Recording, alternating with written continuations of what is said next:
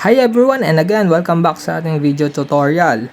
And today's video, papakita ko sa inyo kung paano pataasin or pabilisin yung mining rate nyo sa Pi application.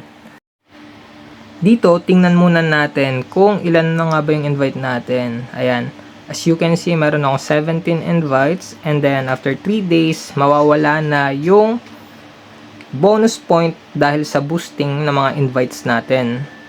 So, dito, kailangan natin yung nasa mining circle natin ay KYC verified at active. So, paano ba natin pabibilisin yung mining rate? Dito sa right side, makikita nyo yung shield icon. Yan, sa ilalim ng chat. Tapos, yung shield icon ko merong 100% kasi kompleto yung mining circle ko. However, hindi sila KYC verified. So, yung na-earn kong points through boosting, mawawala na. I-open natin at i-click yon. Yan. Pagka-click nyo, makikita nyo yung list ng mga in-add nyo sa security circle na nagbo-boost. Marami dyan, inactive na talaga at di na nila ma-open yung account nila. So, ang gagawin natin ay i-remove yung mga inactive.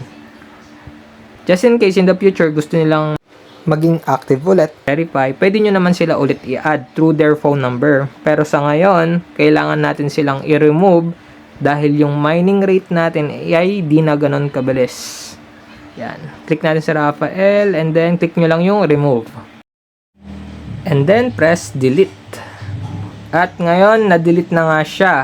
Pwede na tayo ulit mag-add ng user na makakatulong sa atin para ma-boost yung mining rate natin.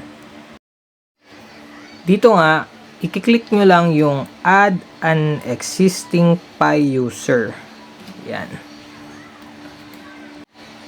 Guys, sa pag-add nyo ng existing Pi user, make sure na nakasave na sa phone book nyo yung Pi user. Yung phone number nila na nakaregister sa Pi network. So, dito, i-click natin yung user. Ayan, nagche-check siya ng data.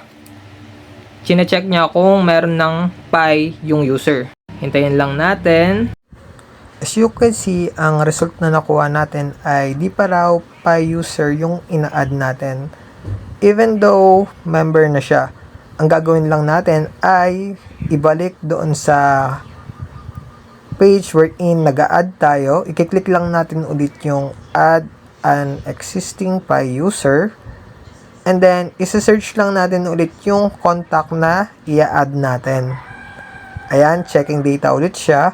At ayun, pwede na natin i-confirm na ma-add na natin siya sa ating security circle. Click lang yung confirm and then dismiss.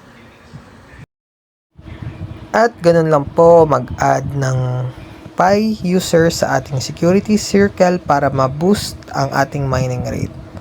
Kung meron pa kayong question or may karagdagang tanong, Comment lang kayo at gagawan natin ng tutorial yan. Thanks for watching!